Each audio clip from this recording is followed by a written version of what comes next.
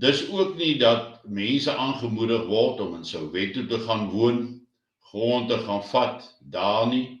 Nee.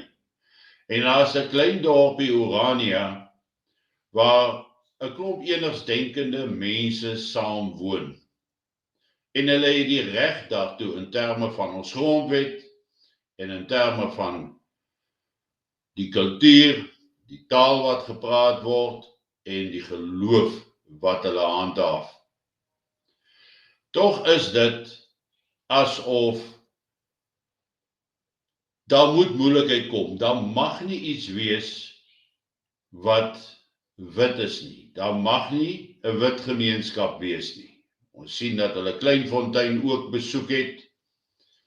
En in die laaste tyd is Orania baie in die nuus sedert Donald Trump die Amerikaanse grense oopgestel het vir Afrikaners van Europese afkoms om dan na Amerika hervestig te word.